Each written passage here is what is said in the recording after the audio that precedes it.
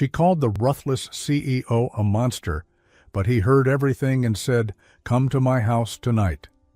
She was still laughing when the room went silent. That's when she realized he was standing right behind her, and he'd heard every single word.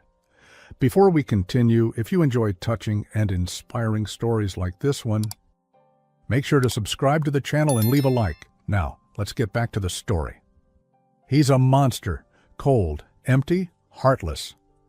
Arya didn't mean to say it so loudly, but the break room had terrible walls, and worse timing. Her hand flew to her mouth the moment the words left it. Her voice, usually so careful, had rung out clear enough to turn 3 heads and make the room fall dead quiet. Everyone froze. A spoon clinked in a coffee mug.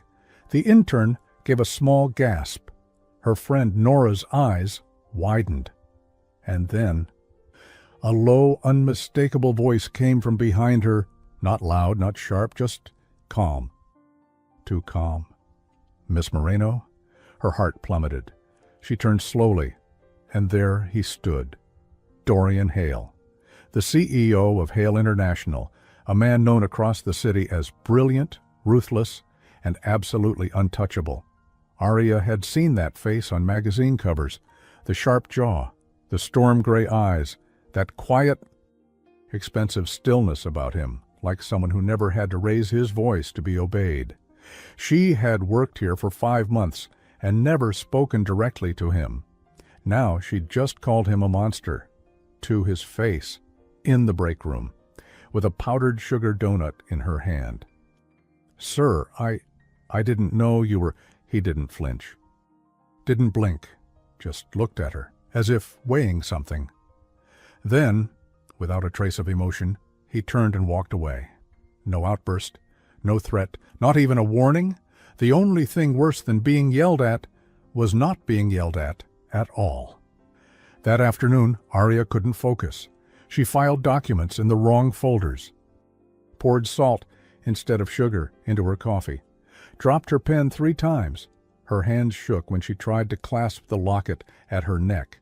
It was old, gold, worn, with a faded photo of her mother inside. She often touched it when she was nervous. She had lost her mom 4 years ago, cancer. And ever since, she'd carried this locket like armor, like a reminder, be kind, be brave, be still. Now she had insulted the most powerful man in the building, and he hadn't even reacted, which was somehow worse. "Don't worry," whispered Nora later. "He probably gets called monster every week." Arya tried to laugh. But something in Dorian Hale's expression kept replaying in her mind. Not anger, not offense. Something else. Something unreadable. That night, as the office lights dimmed and most of the staff left for the weekend, Arya gathered her things in silence. Her shift had ended 20 minutes ago, but she was too embarrassed to pass by the top-floor elevator bank, where his private suite was. She didn't even hear the footsteps behind her. "Miss Moreno?" She jumped. His voice again, calm, low, quiet thunder. He stood in the hallway, alone, no assistant, no clipboard, just him. She turned slowly, heart pounding. "Yes, sir?" He paused, then, "Come to my house tonight." Her breath caught. The silence between them stretched. She blinked. What?" "I'll send a car, 7 o'clock. There's something you need to hear." "Sir, He didn't wait for her to finish, just gave her one last look, unreadable again, and walked away, leaving her frozen in the middle of the hallway, clutching her purse. Her locket, her dignity. It rained that evening. Of course it did. The car arrived precisely at 6:58 p.m., a sleek black vehicle with tinted windows. The driver didn't speak much, just nodded, opened the door, and drove through the winding hills that led to the edge of the city. Arya hadn't told anyone where she was going. Not Nora, not her landlord. She didn't even know what to expect. The house? No, the estate sat hidden behind iron gates and tall trees. White stone walls, ivy curling over archways, soft light pouring from tall windows. Elegant, Quiet, expensive, in a quiet, unshowy way. The butler opened the door before she even knocked. "Miss Moreno, this way." Her heels echoed softly on marble floors as she followed him through a grand corridor into a smaller study. The room smelled faintly of sandalwood and old paper. And there he was, Dorian Hale, standing by the window, a glass of something dark in his hand, firelight flickering against his profile. "Sit," he said softly. She did, slowly, every inch of her on edge. He didn't speak right away, just watched the rain against the glass for a long moment. Then finally, "You called me a monster." She opened her mouth, closed it again. I didn't mean." He turned, met her eyes. "You were right." That stopped her cold. He said it without bitterness, no sarcasm, just truth, like stating the weather. "I've built walls around myself so high I forget what's on the other side," he continued. "People see a monster because I've stopped trying to be anything else." Arya sat frozen. He walked to a nearby table and picked up something small, walked over and held it out to her. A photo, her, from high school. She gasped. "I remember you," he said. "Before all this, before I became him." She stared at the photo. It was a class group shot. She was 15, braces, holding a book too tight. And next to her, in the corner, Dorian. You were the quiet one," he said. "You offered me half your sandwich the day I forgot lunch. You don't remember, but I do." Arya's throat tightened. "You're not here because I'm angry," he said, stepping back. "You're here because I owe you something, an explanation, and maybe a something else." He didn't finish the thought. She looked up at him, and for the first time. He didn't look like a CEO. He looked like a man, and then a sudden knock at the door. Urgent, sharp.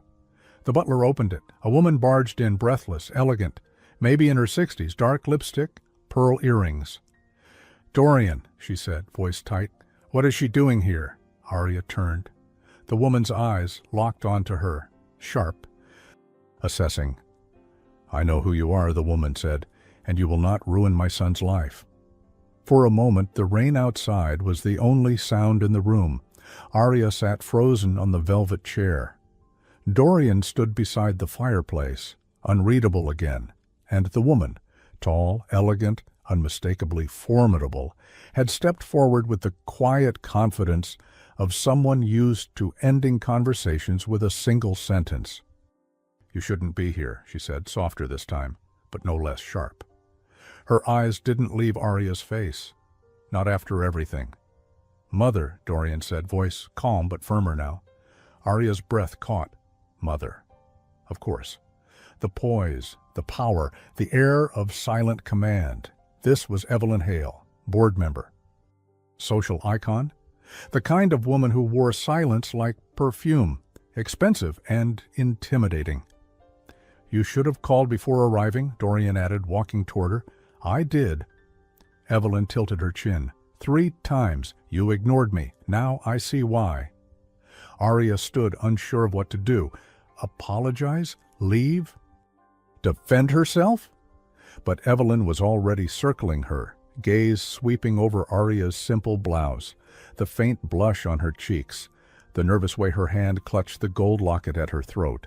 "Still wearing that little thing?" Evelyn said, her voice curving into something between amusement and pity. "Some women never grow out of their girlhood fantasies." Arya didn't answer. She couldn't. Not with her heart thudding in her ears, not with the weight of her mother's memory heavy against her skin. Dorian stepped between them. "That's enough." Evelyn gave a soft smile, touching his arm with gentle fingers. "Darling, I know you're lonely, but this girl, you remember what happened the last time you let someone like her too close." "Stop it," he said, sharper now. That landed. Evelyn blinked, and for the first time looked hurt. Just for a moment. But it passed. She straightened, smoothed her blazer, and said with finality, "You have your company to think about, your name. Be careful who you let into your home." Then to Arya, I hope you enjoy your evening, dear. Make sure you know what you want from him, because he doesn't hand out second chances lightly." And with that, she left. The door clicked shut. For a long moment, neither of them spoke. The fire cracked gently. A clock ticked somewhere above the mantel. Then Dorian walked over and poured 2 cups of tea from a silver pot on the side table. "Jasmine," he said, placing one gently in front of her. "You used to bring jasmine tea during breaks at school." "I remember?" Arya blinked down at the cup, still slightly trembling. She hadn't tasted jasmine in years. "You didn't have to defend me," she said finally, her voice barely above a whisper. "I wasn't defending you," Dorian replied, his tone quiet. "I was defending the version of myself I used to be around you." That made her look up. He smiled, the faintest curve of lips, but it softened his whole face. "You were the first person who ever looked at me without expecting something in return."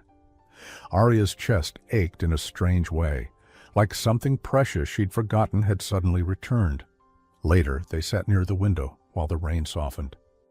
He spoke of the years between, how grief had hardened him after his father's death, how the company, the pressure, the silence from his own mother had turned him into the man the tabloids now called cold. "You still think I'm a monster?" he asked quietly. Arya looked at him. "No," she said. And it wasn't a kindness. It was the truth. He wasn't the man people whispered about in elevators and staff meetings. Not entirely. There were fractures in the stone, warmth even. Then the mood shifted. Dorian stood suddenly and walked to his bookshelf, pulling something from a drawer beneath it, a small box. He handed it to her. Inside was a photo, a new one, her mother, smiling. Arya gasped. Her hand flew to her chest, to the locket again.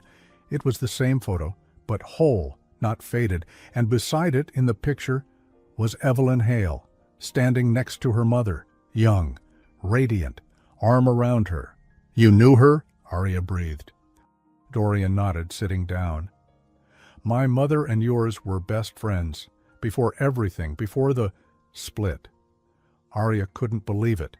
Her mom had never mentioned Evelyn Hale. Then why?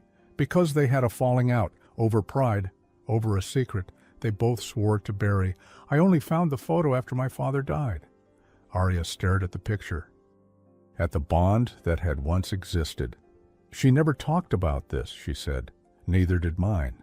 Until now." The air between them had changed again. This wasn't just about a misunderstanding anymore. There were layers. Old pain, old loyalties. But before Arya could ask more, her phone buzzed in her purse. She pulled it out, brow furrowing. One new email, from an anonymous address. She opened it and gasped. It was a photo of her, standing in the Hale mansion window, tea in hand, beside Dorian. The subject line, "So this is how you got promoted. Wow." Her stomach dropped. Someone was watching her. And they wanted the world to see. Monday morning hit like a slap. Arya barely slept. She hadn't responded to the email, hadn't told Dorian either. What was she supposed to say? "By the way, someone's stalking your windows and accusing me of sleeping my way up the company." By 9:07 a.m., she knew. The email wasn't private. It was viral. Whispers followed her from the elevator to her desk like a slow-moving storm. Side glances, sudden silences, fingers pretending to type while eyes hovered. Nora met her in the hallway, pale. "It's all over the internal forum," she whispered. "Someone posted it anonymously. HR has already been asked to look into it." Arya's stomach dropped. "I didn't." "I know you didn't," Nora said, "but they're saying it's how you got close to him." Arya touched her locket out of instinct, then, realizing eyes were on her, tucked it beneath her blouse.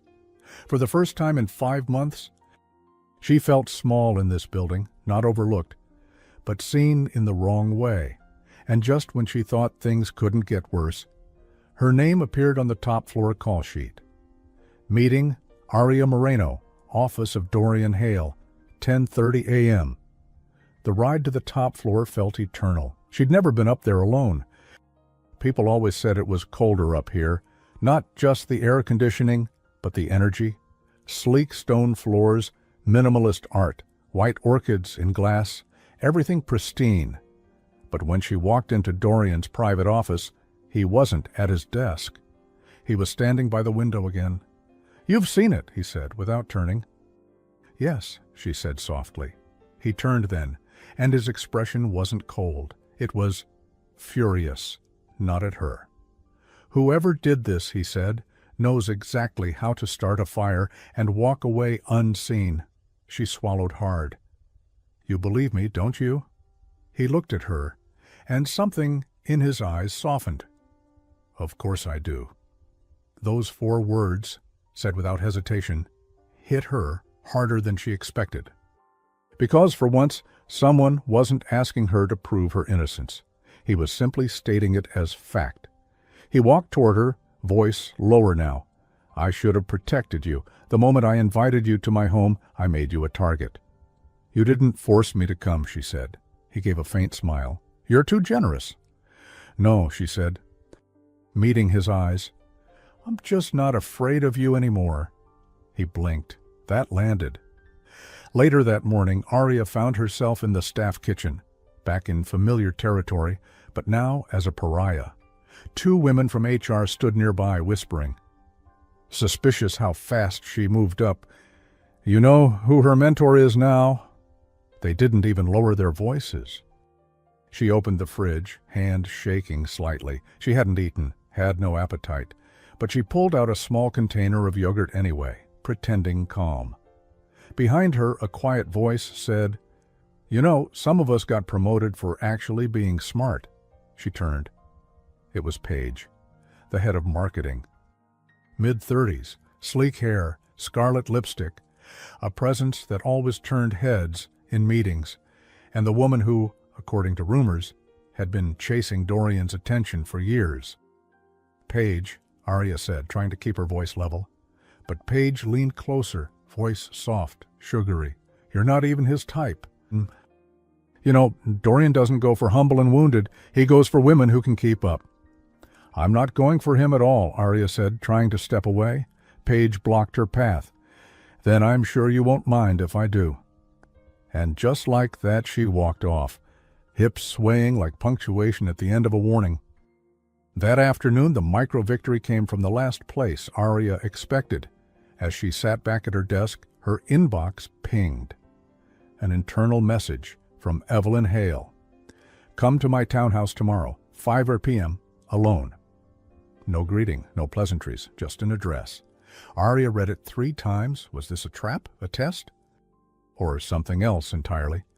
That evening she sat on her small apartment balcony with Nora, the city humming below them.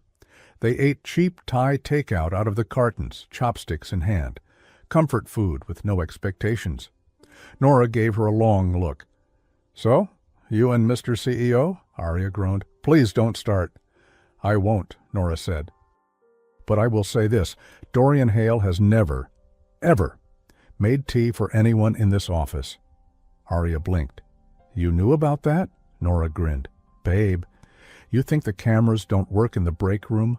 Or the staff doesn't gossip about his every blink?" Arya sighed. "I don't even know what's happening." "Well, just promise me something." "What?" "Don't lose your softness for someone else's bitterness." Arya smiled faintly. "Did you get that from a mug?" "No, from your face. It's starting to look like you want to punch someone." They both laughed. Finally. But that night, as Arya lay in bed, locket clutched in hand, she couldn't shake the question. Why did Evelyn want to see her? And why did it feel like this wasn't about the photo anymore? It was about something deeper, older, buried, and she was about to dig it up. Arya stood at the edge of a polished mahogany staircase, staring up at the wide, double-height doors of Evelyn Hale's townhouse. She was 15 minutes early, and every nerve in her body told her to turn around and walk away. But something deeper, heavier, pulled her forward. She climbed the steps, rang the bell. A housekeeper in a black dress and soft shoes opened the door. "She's expecting you." Arya followed her down a long, muted hallway. Everything was elegant, understated, not grand, but intentional. Soft carpets, pale gray walls, an oil painting of a violin leaning against a chair. The silence was thick. They reached a sunroom filled with light, despite the heavy curtains drawn halfway across the tall windows. Evelyn Hale sat alone at a round glass table, pouring tea into porcelain cups with gold rims. She didn't look up. "You're early," she said. "You didn't say I couldn't be," Arya answered softly. Evelyn glanced up then. Not unkind, not warm, simply curious. "Sit," Arya did. For a moment there was only the sound of tea being poured. A small silver spoon clinked gently. Evelyn finally looked at her, eyes sweeping over her face with quiet intensity. "Do you know why you're here?" "No," Arya said honestly. "You think I hate you," Evelyn said matter-of-factly, "because you embarrassed my son, because people are whispering. Aren't you?" Arya asked. Before she could stop herself, Evelyn blinked, then smiled, not with her lips, but something small around her eyes. "I did," she said, "until I saw the locket." Arya instinctively reached for it. She hadn't realized it had slipped out from under her blouse again. Evelyn nodded toward it. "That belonged to your mother." "Lucia." Arya froze. "You remember her?" Evelyn leaned back in her chair. "We were 17 when we met." I was bold, theatrical. "She was kind, maddeningly kind. People fell in love with her in 5 minutes. It used to drive me crazy." A small breath of laughter escaped Evelyn's mouth, but it carried more grief than humor. "We were inseparable, until we weren't." "What happened?" Arya asked gently. Evelyn looked out the window. "I married into the Hale family. She didn't approve, said I was giving up too much of myself, and she was right. But by then I had already chosen money, reputation, all the things I thought mattered." A long pause. "She wrote me one letter after I had Dorian. I never wrote back. I kept thinking I'd reach out again. I never did." Arya didn't speak. The silence was loud enough. "I didn't know she had a daughter until your name showed up on the intern list," Evelyn added. "By then, I was too ashamed to say anything." Arya swallowed, her hand tightening on the locket. "Why did you call me here now?" Evelyn's voice softened in a way that surprised Arya. "Because someone wants to ruin you, and that means hurting my son too." Arya blinked. "Wait, it's not Paige," Evelyn continued. "Though I'm sure she's enjoying the show. It's someone deeper. Someone with access. And if they get what they want, your reputation won't be the only thing destroyed." "What do they want?" Arya asked. Evelyn hesitated. For the first time she looked uncertain. "They want control. They think Dorian's weakness is you." Back at the office the next morning, Arya moved differently. Not faster, not louder, just steadier. People still whispered, still stared, but she didn't shrink. She walked past them with her head up, her heart held in her locket, and her past rooted now in more than just old grief. It was woven with someone else's regrets, too. Her phone buzzed just as she reached her desk. It was a message from Dorian. "Meet me downstairs. No elevator."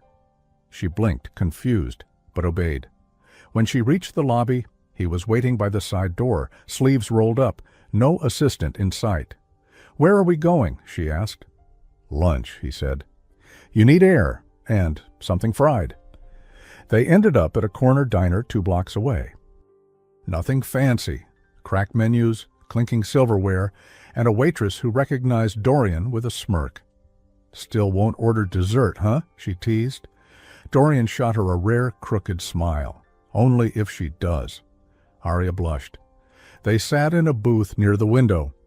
Dorian ordered a grilled cheese and black coffee. Arya, against every nervous impulse, chose the same. She took a bite, and for the first time in days, laughed. "You know this place?" she asked. "My dad used to bring me here when Mom was at board dinners," Dorian said, looking out at the street. "He liked places where nobody called him Sir." Arya looked at him. Really looked. He wasn't the man from the tabloids. Not here, not now. "You're different when you're not in the suit," she said. "So are you," he replied, without hesitation. A silence settled between them, soft, charged. Then Dorian leaned in slightly. "About that email," her breath caught. "We're launching an internal investigation. Whoever's behind it, I'll find them." "I believe you," she said.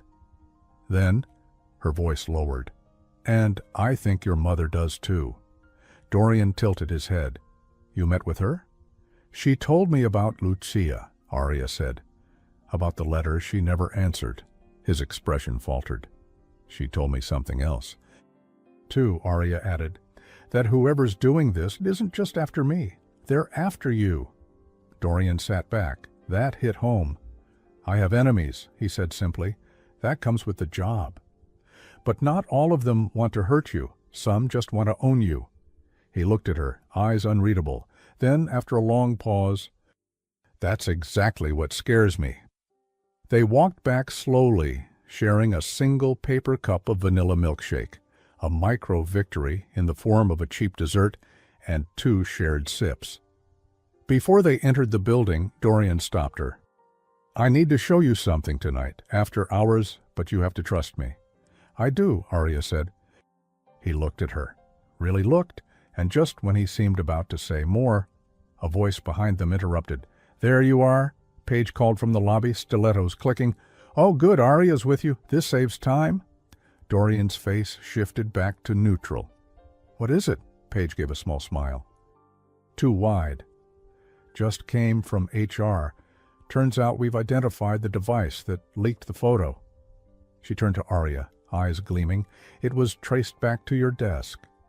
For a moment, Arya couldn't move. She just stood there in the wide marble lobby of Hale International, holding a half-finished milkshake, while every eye in the room, and there were plenty, turned toward her.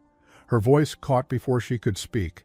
Paige was already in motion, holding a printed sheet of metadata with a triumphant little smile that practically screamed, "Gotcha." "This report just came from IT," Paige said, handing the page to Dorian like a trophy. "Timestamp, IP address, all traced back to her desktop." The upload to the internal forum was made from Arya's terminal after office hours. Under her login credentials, clearly used by someone else, Dorian read aloud, his jaw tightening. Arya's stomach dropped. "No," she said, her voice hoarse. "I didn't send that photo." "I'm sure you didn't mean to," Paige replied. "Faux sweet. Maybe you left your station unlocked. Maybe you forwarded it to yourself and forgot. These things happen." Dorian didn't respond. He scanned the paper slowly, his face unreadable, his jaw tense. Arya looked from one to the other, heart pounding. Someone had set her up. "I've never even taken a photo inside this building," she said. "You can check my phone, my laptop, my—" Dorian raised a hand. "I will," he said calmly. "We'll check everything. The logs, your personal devices, even the hallway security footage." "But in the meantime," Paige added, adjusting her sleek blazer, "HR policy requires administrative leave for digital investigations." "Wait," Arya said. "Effective immediately." The word leave hung in the air like smoke. It wasn't a firing, not yet. But it was exile, public exile. And in a company like Hale International, that kind of mark could haunt a resume forever. 2 HR officers appeared as if summoned. One nodded stiffly toward her desk. "You may collect your personal belongings. Please do not access your work files or systems." Arya wanted to scream, cry, prove it wasn't her. But she saw the smirk behind Paige's calm expression, and she knew. Anything she said now would feed that fire. So, instead, she stood straighter, lifted her chin, and reached for her gold locket, letting it fall visible over her blouse. A quiet signal to herself. You were raised by a woman who faced worse. You don't crumble in lobbies, you walk. The walk back to her desk was long. People didn't whisper anymore. They watched in total silence, a quiet corporate theater unfolding in real time. Nora met her at the edge of her cubicle, her eyes wide, hands shaking. "I swear," she whispered, "I didn't tell anyone about that photo, or the house, or anything." "I know," Arya said softly. "This isn't you." Together they packed Arya's things, a notebook, a set of pens, her extra cardigan, and then her eyes fell on it. A small white ceramic mug with fading letters in gold. "Begin each day with dignity." It had been her mother's. She wrapped it carefully in a scarf and placed it last into the tote. As she stepped toward the elevator, Dorian appeared at the end of the hall. He didn't stop her, didn't speak, just watched. But his eyes, those storm-gray eyes, said everything. "I'll fix this." Outside, the rain had just started again, fine, misty. Arya didn't bother with her umbrella. She just walked, not to the subway, not home, but to the tiny coffee shop 2 blocks down. The one with the creaky floors and the friendly barista who never asked too many questions. She sat in the far corner with a steaming mug of chamomile and her mother's locket held tightly in her palm. Then she remembered the note. The letter Evelyn had mentioned. The one Lucia had sent all those years ago, and the one that was never answered. If she could find it, maybe that was the key. That night she sat cross-legged on the floor of her apartment, a box of old things in front of her, her mother's recipes, old Christmas cards, a few photos, and then, folded into a yellowed envelope, a letter, in neat, looping handwriting. "Dear Evelyn." Arya unfolded it with trembling fingers. It was raw, beautiful, painful. Lucia had written to forgive her friend, to open the door. She even asked about Dorian, said she always hoped he'd grow into someone strong enough to lead with both strength and gentleness. But at the bottom, in different handwriting, unfamiliar small, was a scrawled sentence. This letter was never meant to be seen. Arya frowned. Why was that added later? She checked the back. Nothing else. Then she noticed something was tucked inside the envelope, thinner than paper. A flash drive. Her pulse quickened. She slipped it into her laptop and held her breath. One folder, labeled, "For Arya, if anything ever happens to me." The screen loaded slowly. Inside were a few files, old photos, and one video, dated 4 years ago. She clicked play. Her mother's face filled the screen, older but radiant even in low light. "Arya," she began softly, "if you're watching this, then I didn't get the chance to explain things the way I wanted. There's something I never told you, something I promised to keep secret, even when it hurt us both." Arya leaned in, eyes filling. Lucia took a long breath on the screen. "Years ago, I walked away from a friendship with Evelyn Hale to protect someone else. Someone who did something dangerous. Someone I promised I would never expose." She paused. "But if you've been hurt, if you're in danger now, then I can't protect them anymore." Another pause. Her mother reached for something off camera. Then she held it up, a photo of Paige, much younger, standing with a man in a suit. Lucia's voice was steady. "This is who you're really up against." The rain kept falling outside Arya's apartment, streaking the windows like tears that wouldn't dry. But inside, everything was still, except for the image frozen on her screen. Her mother, holding a photo. Paige, standing beside an older man in a corporate office, their faces close. Not smiling for the camera, but knowing something. Arya replayed the video, her heart pounding louder with each word. Lucia's voice, calm but heavy. "This woman, she's not who she says she is." And the man beside her? He used to work for Hale International. He was caught altering internal budgets to hide offshore transactions, a serious crime. But instead of reporting him, someone protected him, silenced witnesses, buried evidence. One of them was Paige. Arya paused the video again. Her hands shook. This wasn't gossip. This was proof. Lucia had uncovered something, and paid the price. And now Arya was tangled in the exact same web her mother had tried to cut through. The next morning she didn't go back to work. She couldn't. But she didn't hide either. She slipped the flash drive into a small silk pouch, tucked it into her coat pocket, and called the one person she still trusted inside that building, Nora.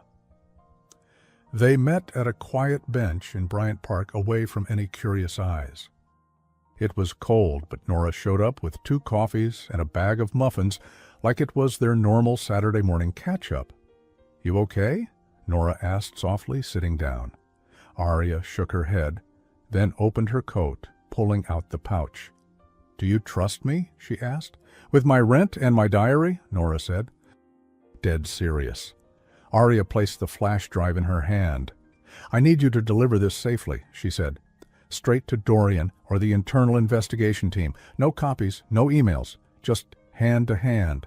Nora blinked. "Are you sure you can trust them?" "I have to," Arya said. "This might be the only proof my mother left behind." Then, her voice cracked, "My mother, she knew. She tried to protect them. She never told me because she thought she was saving someone else's child."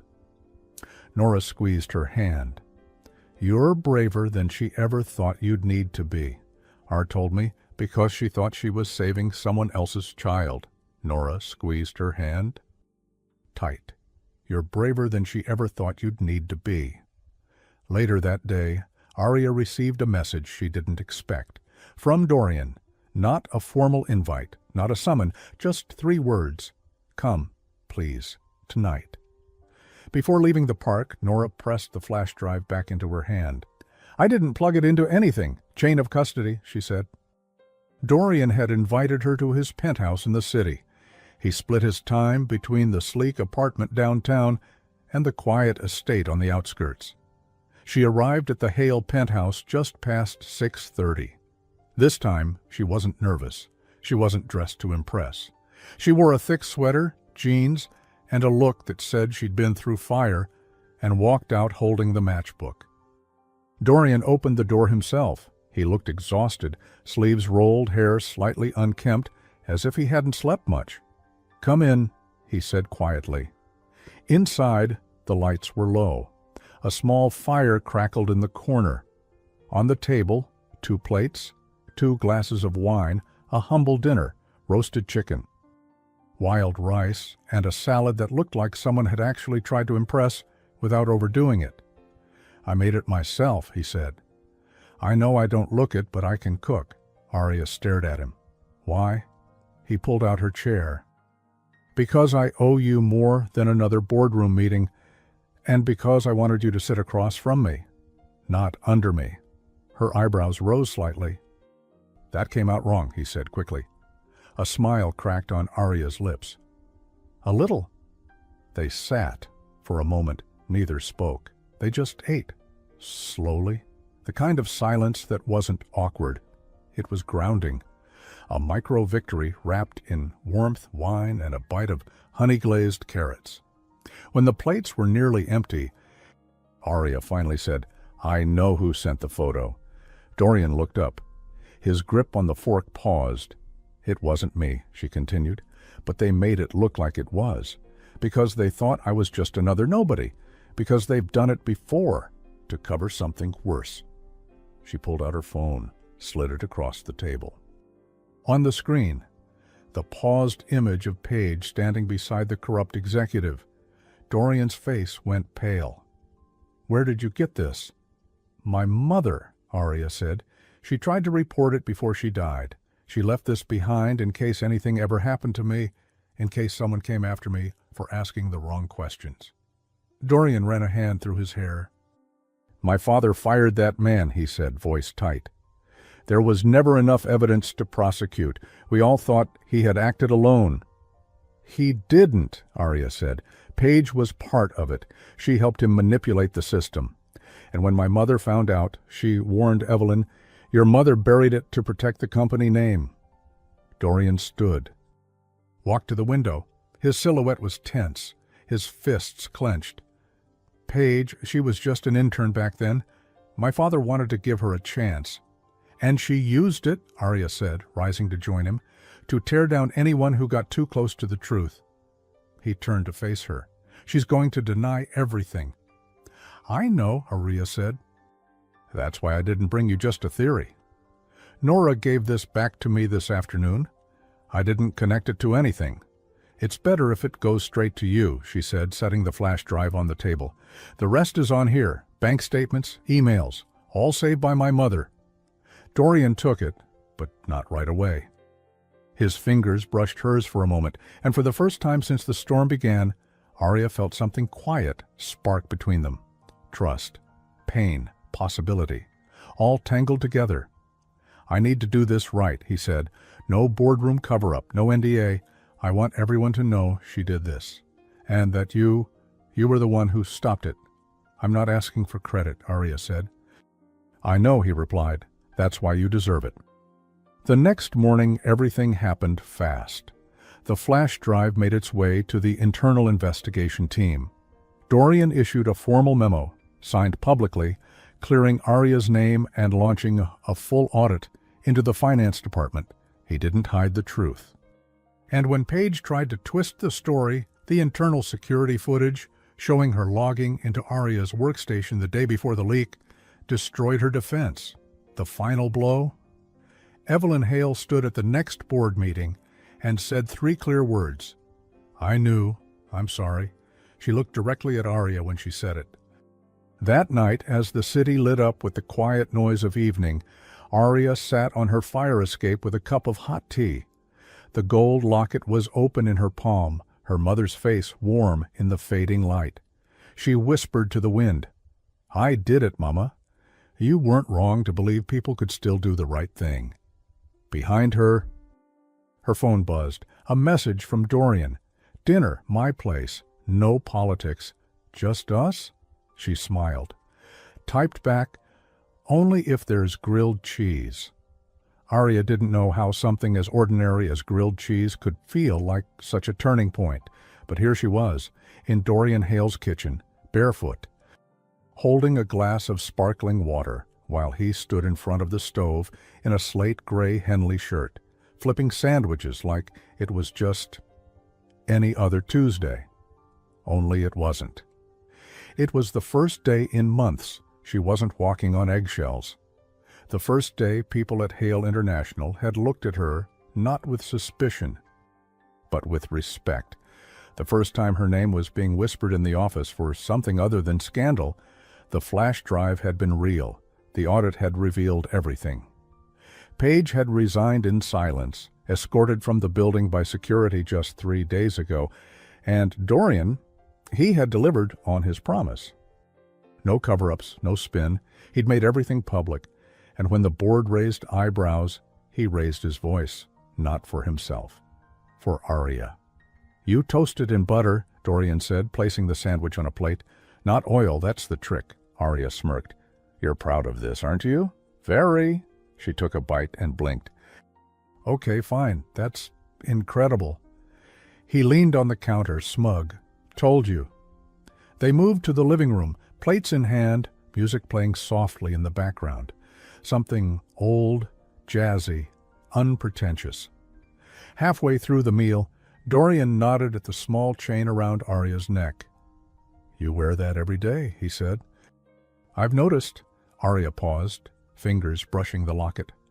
It was my mother's, she said quietly. She wore it until the day she died. I started wearing it after. Dorian leaned back, watching her face. She must have been something. She was, Arya said with a smile. Soft but sharp, like she knew people better than they knew themselves. She would have liked you, he said. And I don't mean that as flattery. Arya looked up, surprised. Why not? Because I don't say things to flatter you, he said. I say them because they're true. Her breath caught. The air shifted, not intense, not heavy, just real. After dinner, they stood near the window, watching the city lights flicker like stars that couldn't sit still. You know, Arya said, there was a moment, right before everything exploded, when I thought I was going to walk away, not just from Hale, from all of it. Dorian glanced at her. Why didn't you? I couldn't leave knowing I hadn't tried, she said. My mother spent her life trying to do the right thing, and it nearly cost her everything. I wasn't going to let someone else erase her story. He was quiet for a beat. Then, I think that's the first time I saw you. She looked at him. I mean, really saw you, he added. Not just the girl from high school, or the quiet secretary in the hallway, but the woman who wouldn't let go of her truth even when people tried to bury her with it. Arya didn't reply.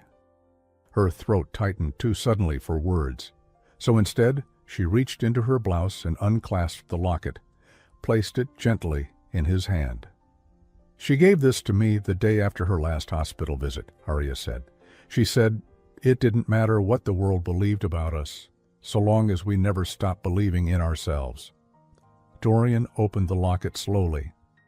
Inside, the faded photo smiled up at him. Lucia's eyes kind, her features almost a mirror of Arya's. She looks like you, he said softly. No, Arya replied. I look like her. They stood like that for a while, not needing to fill the silence, until Dorian spoke again, voice quiet. Can I ask you something? Arya turned. Of course. If none of this had happened, if I'd never heard you say what you said that day in the break room, would we still be here? She smiled. Honestly, probably not. He nodded. So I'm lucky then. You're something, she teased. He laughed, really laughed, the sound deeper than she'd ever heard it.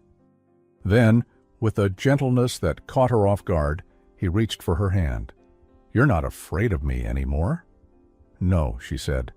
And what about now? He asked, voice a touch more serious. Are you afraid of this? Arya met his eyes. No. And she wasn't, because what had started as tension and misunderstanding had become something slow, respectful, and deeply earned. Dorian leaned in, slower than she thought a man like him knew how to. But still, he waited. And Arya met him halfway. The kiss was soft. No music swelled, no spotlight. Just a brush of truth against truth. Later that night, as she pulled on her coat to leave, Dorian walked her to the door. Before she opened it, he stopped her. One last thing, she turned. When you're ready, he said, I'd like you to come back. To the company? He nodded.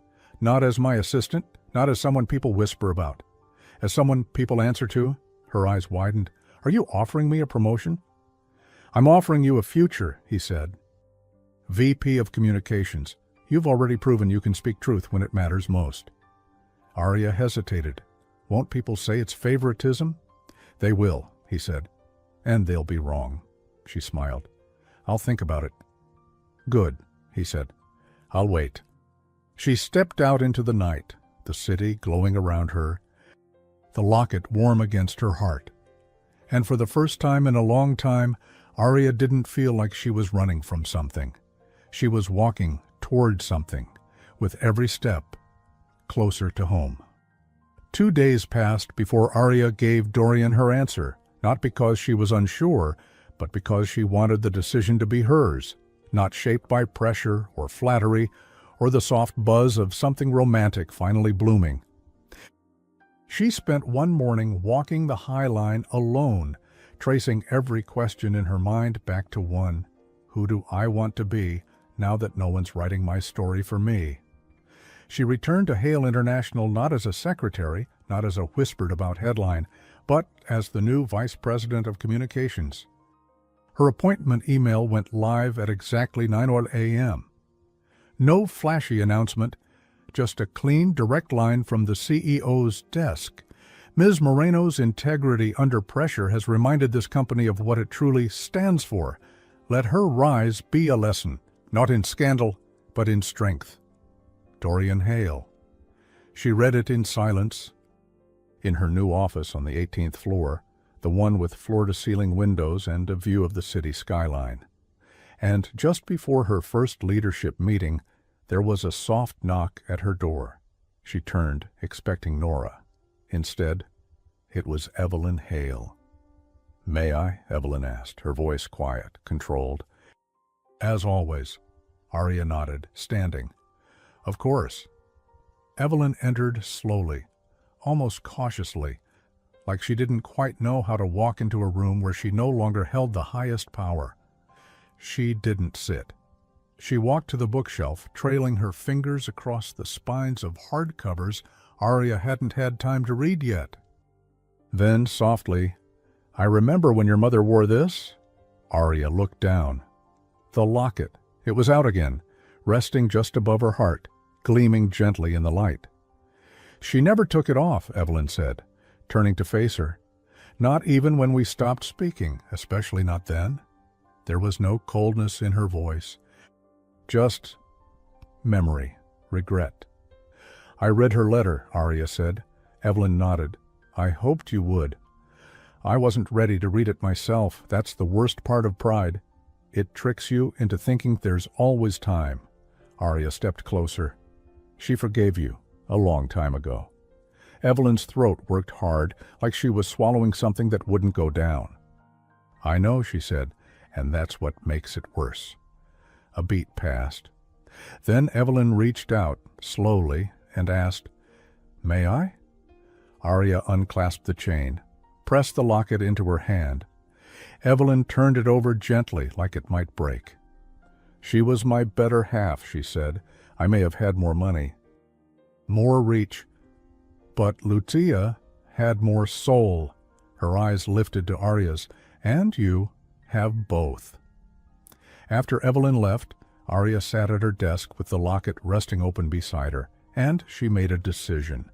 This legacy, this name, this story, this chapter, it wasn't going to be about secrets anymore. It was going to be about transparency, dignity, and rebuilding something worth handing to the next generation. That afternoon, Dorian stopped by her office, a rare thing now that she was his peer, not his assistant. He leaned on the doorframe. "I came to ask your opinion," he said. "Professional or personal?" He smirked. "Let's start with professional." She gestured to the chair across from her desk. "Let's hear it." He sat, setting a folder in front of her. Inside, a proposal to rebrand Hale International's internal ethics platform. Not just policies, a culture shift. Lucia's principle, it read on the first page, inspired by the quiet power of truth. Arya blinked. "You want to name it after my mother?" Dorian shrugged. "It started with her. Why pretend it didn't?" Arya stared at the page. Her throat tightened again, this time not from grief, from something deeper, stronger, belonging. Later that evening, as they stood by the window in Dorian's penthouse, their new, unofficial ritual, he asked the question that had been lingering in the space between them for weeks. "What happens now?" Arya looked at him, thoughtful. "You mean with us?" He nodded.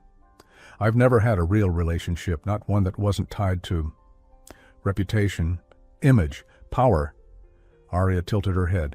"You think I want you for power?" "No," he said. "That's why I'm terrified." She smiled. "I'm not here to rescue you." "Dorian?" "I know," he said, brushing a thumb across her cheek, "but you've made me want to become someone worth rescuing anyway." They didn't rush it. There were no headlines, no forced declarations. Their closeness grew quietly, like spring beneath frost. A shared lunch here, a soft look across a boardroom table. A dinner on her fire escape, a movie night that turned into slow, sleepy conversation until dawn. They were building something, with intention. But just as things began to settle, another message arrived. A letter, no return address, no signature, just a white envelope slipped under Arya's door. Inside, a single photo, black and white, Lucia, holding hands with someone who wasn't Arya's father, and on the back, in typewriter font, "Not everything buried should be dug back up." Arya stared at the photo, her breath caught. The room, her new office, sun-drenched and modern, suddenly felt too still. Too quiet, like the silence right before a storm you can't yet see. The image was grainy, clearly old, but sharp enough. Lucia, her mother, stood smiling on a grassy hill in a linen dress.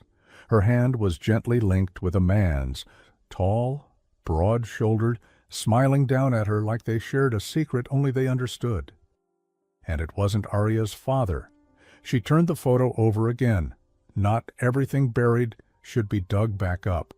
There was no signature, no date, nothing else. Just that cold sentence typed in black ink like a final warning. Arya looked over at the locket resting open beside her laptop. She held the photo up beside it. The man in the photo wasn't the man in the locket. Later that evening, she sat in her apartment, surrounded by the quiet hum of the heater, tea untouched on the table. The city pulsed softly beyond the window, but Arya's thoughts were elsewhere, deep, tangled, raw. She pulled out the old family albums. Most were faded and brittle from time. She'd gone through them before, after Lucia died, but tonight she looked with new eyes. That same man appeared twice. Once in a photo from a company picnic, once in a snapshot dated 2 years before Arya was born, leaning on a car beside Lucia, laughing. There was affection in the way he looked at her. Too familiar, too warm to be just a colleague. Arya stared at her reflection in the window, her mother's eyes, her cheekbones. What if the man she thought was her father wasn't? She didn't call Dorian right away. This wasn't about him. It wasn't about Hale International, or promotions, or office whispers. This was about her mother, and the version of the past Lucia had so carefully protected, even from her own daughter. But it was Evelyn who had the missing pieces. If anyone knew the truth, it was her. The next morning, Arya arrived unannounced at the Hale brownstone. Evelyn answered the door herself. No assistant, no housekeeper, just a cream silk robe and weary eyes that had seen too much. Arya held out the envelope. "I need you to tell me who this man is." Evelyn took it without flinching. She looked at the photo, then closed her eyes. "I was wondering when this would surface," she said softly. "Who sent it?" "I don't know," Evelyn said, honest. "But I can guess why." She stepped aside. "Come in. I'll tell you what your mother never did." They sat in the conservatory, light spilling through the high glass roof, dancing across Evelyn's worn hands as she held the photo gently, almost tenderly. "His name was Robert Ellison," she said. "He was my husband's best friend, and Lucia's first love." Arya blinked. "She never told me." "She wouldn't. She promised him. And after your father passed, she never wanted you to wonder who you were." Arya's chest tightened. "Was he—" "I don't know," Evelyn said. "Your mother never confirmed it, but she and Robert reconnected after his divorce, quietly. For a time, I think, they were happy, until one day he disappeared." Arya's brow furrowed. "Disappeared?" Evelyn nodded. "One morning, he simply vanished. No call, no note. She was devastated. And weeks later, she found out she was pregnant." Arya's breath caught. "She never told me that." "She thought she was protecting you," Evelyn said, "from being the girl whose father walked out before she was born." "Or maybe," Arya said bitterly, "she was protecting him." Evelyn's eyes softened. Lucia was many things. But she never protected men. She protected hearts. Yours, mostly. Later, as Arya walked home, the weight of it all settled in her bones. The locket, the photo, her mother's choice to carry a secret so heavy, for love. And maybe Arya thought, maybe protecting someone doesn't always look like the truth. Sometimes it's the silence that says you deserve peace more than answers. But now, the silence had shattered, and she had to decide what to do with what she knew. That night, Dorian invited her over again. No agenda, no pressure, just a note that said, "The roof is clear. You bring the wine, I'll bring the stars." Arya laughed for the first time that day. Up on the rooftop patio of his penthouse, wrapped in blankets, they shared 2 glasses of red wine and a bowl of raspberries as the city glowed beneath them. "You're quiet tonight," he said gently. "I found out something," she said, "about my mother, about me." He turned toward her, patient. You don't have to tell me unless you want to. Arya looked at him. Do you ever wonder if the person you've been your whole life is only part of the story? He nodded slowly. I used to. All the time. Then I met you. She smiled faintly. I think my real father might have left my mother before I was born. She never told me, but I found a photo. Dorian's face didn't shift with judgment or surprise. Just care. You're still you, he said. Whatever name he had, whatever blood he gave, you're still you. Arya blinked fast. And then she did something she hadn't done since the funeral. She cried. Not out of grief, but release. When the tears faded, he held her hand, not tightly, not possessively. Just fully. The sky stretched above them, stars blinking against the dark. Do you think some stories don't need to be finished? She asked. I think some stories are better left as questions, he said. But I also think, when someone like you holds the truth, she doesn't break it, she plants it. She looked up at him.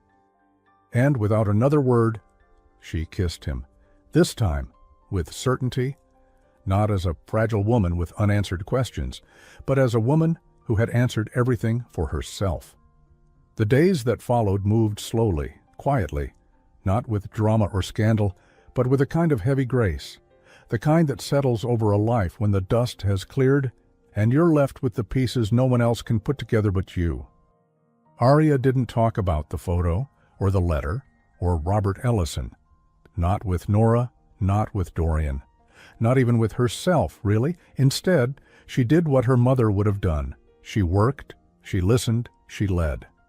And one evening, long after most of the office lights had gone out, she sat in her new chair, the one that still smelled faintly of fresh leather, with the locket resting open beside her laptop.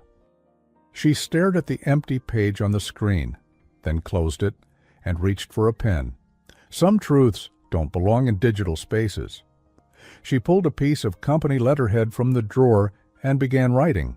Not a press release, not a statement, a letter to a man she would probably never send it to. Dear Robert, I don't know if you're alive. I don't know if you think about her or about me. I don't even know if you'd want to know the truth. But here it is, anyway. Lutia was light. She gave more than she ever received. She forgave people who didn't ask for forgiveness and protected people who didn't deserve her protection. And still, she stayed kind. I think you broke her heart, and I think she never wanted me to carry that anger for her, so I won't. I'm not writing this for you to explain anything. I'm writing it so I can stop needing you to. I'm Arya. I'm your maybe. But I'm my mother's always, and that's more than enough. A. She folded the letter, slipped it into an envelope, sealed it, and tucked it into the back of her drawer. Not to send. To let go. The next morning, Evelyn stopped by her office with a gift, wrapped in crisp ivory paper, tied with a silk ribbon the color of sunrise.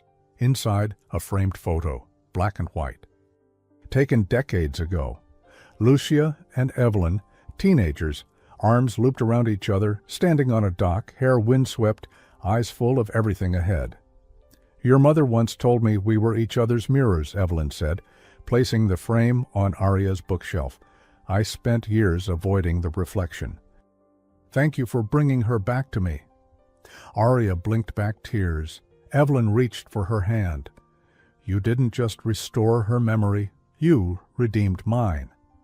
At lunch, Arya found a little white envelope tucked under her salad plate at the cafe where she was meeting Nora. Inside was a note in Dorian's handwriting. In Dorian's, 7:30 tonight. Don't be late. Wear something warm. Nora smirked across the table. Are you two like a thing? Arya smiled. We're figuring it out. Well, Nora said, biting into her croissant, if you ever break up, please let me know so I can get in line. Arya laughed. You'd actually like him now. Actually, he makes grilled cheese. And you say romance is dead. That evening, just as the sun dipped beneath the buildings and Manhattan turned gold, Dorian led Arya to a rooftop garden she hadn't known existed. A private space, quiet, full of string lights and soft jazz and a long table set for two. "What's all this?" she asked, breath-catching. He gave a small shrug. "Something warm." Their dinner wasn't extravagant. Roasted vegetables, baked salmon, apple cider in copper mugs, but everything was cooked by him, served by him, given not as a performance, but a gesture, a quiet, humble offering. "Well, I used to think power meant control," he said.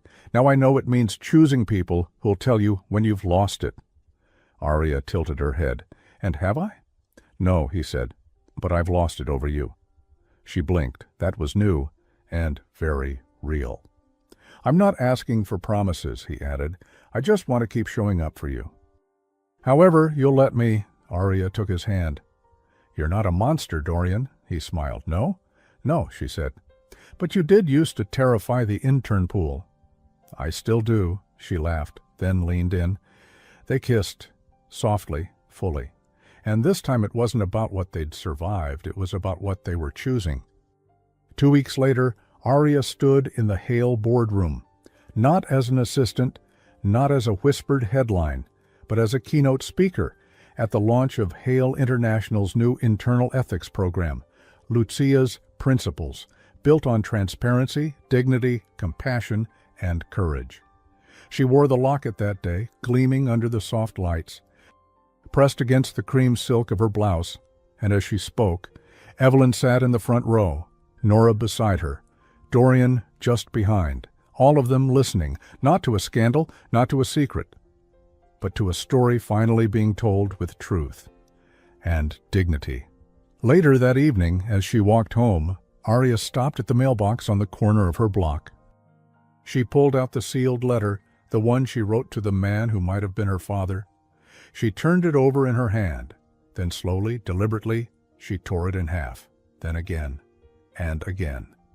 She placed the pieces gently into the trash bin beside the mailbox and walked away. Some stories aren't buried. Some are released. 1 year later, the plaque at the front of Hale International's new mentorship wing gleamed softly in the morning light. It was engraved in silver, set into the marble wall with quiet pride. The Lucia Moreno Center for Ethical Leadership, in memory of the quiet ones who dared to speak truth. Arya stood in front of it alone, a cup of coffee in one hand, the locket resting warm against her chest. Today wasn't about power or pain. It was about legacy and who you become when no one's writing your story but you. "Speech ready?"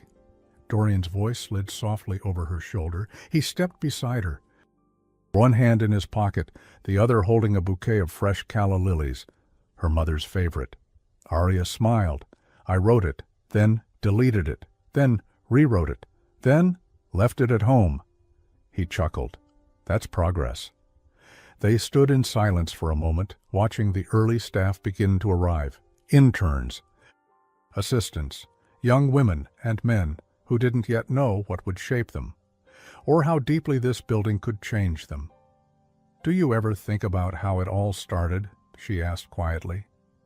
"You mean when you called me a monster in the break room?" he said with a smirk. She elbowed him gently. "I was right." "Though?" "You were," he admitted, "but maybe monsters are just people who forgot how to be seen." She looked at him then, really looked. His walls were lower now, his eyes softer. His decision still sharp but never cruel. He had changed, but not for her, for himself, and that made all the difference. The ceremony was simple. A small group gathered, employees, board members, community partners. Evelyn stood near the front, hands folded neatly, tears quietly held at bay. Nora gave the opening remarks, full of warmth and wit, as always. And then Arya stepped up to the podium. She didn't bring notes. Just the locket. And her voice. "Thank you," she began, scanning the faces of people she had once feared, then fought beside. "It's strange, isn't it, how the places that nearly break us become the same ones where we rise." A small, quiet murmur of agreement rippled through the room. "My mother taught me that dignity isn't loud. It's not about revenge or being right. It's about carrying your name, and the names before you with grace, even when it's hard." She paused. "I didn't come from legacy.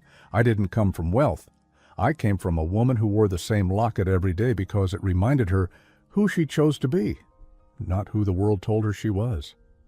Her fingers brushed the locket gently. "This building has changed," she continued, "but what matters most now is who we become inside it, not just when people are watching, but when they aren't." She looked directly at the young interns in the back row. "Your voice matters. Your story matters. And no matter where you started or how quietly you've lived, you have the right to take up space." She let the words land. Let the silence hold. Then step down. After the crowd thinned, Aria returned to her office, now filled with handwritten notes, a vase of daisies, and a small, carefully wrapped gift box from Evelyn. Inside, a brooch, gold and pearl, and a note. "Your mother gave me this when we turned 18. She said to wear it on the day we become who we were always meant to be. It's yours now." Aria held the brooch in her hand for a long time. Then she walked to the window and smiled. That evening, she and Dorian stood again on his rooftop, a ritual that had never lost its meaning. Below them, the city shimmered like a memory in motion. He handed her a glass of red wine. And for once, there were no agendas, no secrets, no ghosts, just presence. He looked at her, head tilted. "You thinking?" "A little." "About what?" She smiled softly. "How sometimes what feels like the end is just the start of a different story." He nodded. "I think about that too." A beat. Then he pulled something from his coat pocket, a small black velvet box.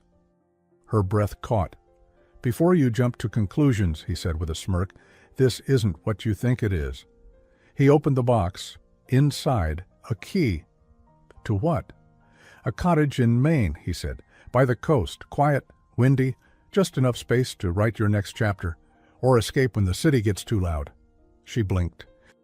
"I don't want you to feel like I'm trying to buy peace," he added quickly. "I just wanted to give you a choice." She took the key, turned it over in her hand. "Thank you," she said. "You're not saying no?" "I'm not saying yes, yet, either." He smiled. "I'll wait." And so the story didn't end with a ring, or a grand declaration, or even a kiss, though that came later. It ended with a woman holding her future in one hand and her past, still warm against her chest, in the other. A woman who had once been called nobody, who had once whispered in the dark to a locket when the world didn't listen, who now stood tall, loved, trusted, heard. Some stories don't need fixing, they just need telling, and the bravest thing you can ever do is tell your own. The end. So, what would you have done in Aria's place? Would you have forgiven Evelyn? Would you have opened that letter or let it go? I'd love to hear your thoughts in the comments. Rate this story from 0 to 10, and don't forget to like, subscribe, and share if it touched your heart in any way. Thank you for staying with me through Aria's journey. I'll see you in the next story. Until then, stay brave, stay kind, and remember, your story matters.